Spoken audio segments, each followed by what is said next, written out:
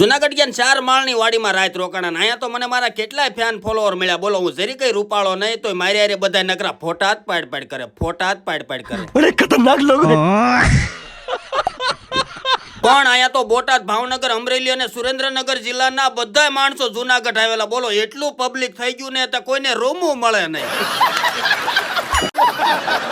પછી મેં તો બધા હારે ધરાઈને ફોટા પાડી લીધા, કેમ કે હું મારા ફેન ફોલોવર હારે ફોટા ન પાડું તો ક્રિએટર હું કામનો. ये बड़ी अच्छी बात कही आप। પછી એક ભાઈ મને કે હાલો આપણે બહાર ચા પીવા જાવ. મેં કીધું ચા પીવાનો મને કાંઈ વાંધો નથી, મને મારી પાસે પૈસા નથી, તમારે મફતમાં પાયું હોય તો પાવ.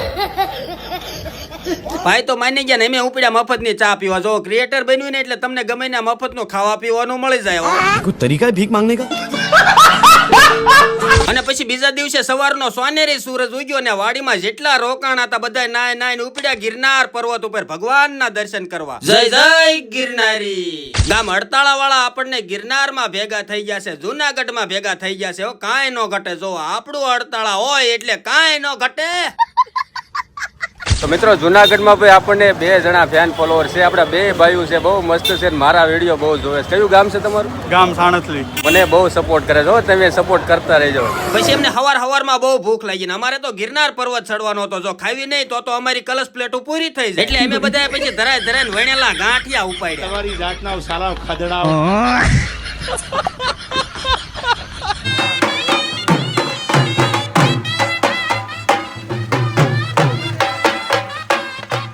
અને પછી મેં બધા ઘાયે ઘા ગિરનાર પર્વતના એન્ટ્રી ગેટે આવી ગયા. અહીંયા બોર્ડ માર્યું હતું પ્લાસ્ટિક લેઝરના મના હે. અને અહીંયા તો માણસો એટલું આવેલું અને ફૂલ ચેકિંગ કરતા હતા. કોઈ પણ જાતનું પ્લાસ્ટિક તમારે ગિરનાર પર્વત ઉપર નહીં લઈ જવાનું. પણ મને આ કામ બહુ ગમ્યું. તમે આમ જોવો તો ખરા કેટલું પ્લાસ્ટિક અહીંયા ભેગું કર્યું છે. પણ જો કદાચ આ પ્લાસ્ટિક તમને ગિરનાર પર્વત ઉપર લઈ જવાની પરમિશન આપે ને તો ગિરનાર પર્વત ઉપર કેટલું પ્રદૂષણ થાય એની કોઈ સીમા નહીં. ये बड़ी अच्छी बात कही आप। પછી મેં માતાજીનું નામ લઈને ગિરનાર પર્વતના પગથિયા ચડવાનું ચાલુ કરી દીધું. ને અહીંયા આપણને જેટલા ફેન ફોલોવર મળે ને બધાને મોજથી મળતું જવાનું. પણ આપણે તો ખાલી હાથે પગથિયા ચડવી છે. ના ભાઈ જો ખંભા ઉપર વજન લઈને ગિરનાર પર્વતના પગથિયા ચડે છે. ખરેખર મહેનત કર્યા વગર કાંઈ મળતું નથી. મિત્રો ગિરનાર પર્વત ચડતા ચડતા આપણને બોટાદના ફેન ફોલોવર ગિરનારમાં ભેગા થઈ ગયા છે. કાંઈ નો ઘટે. પણ અમે તો ગિરનાર પર્વતના ખાલી 2000 પગથિયા ચડ્યા ને તા તો બધા ઠાકીને ત્યાં થઈ ગયા. તમારી જાતના સાલા ખદડા।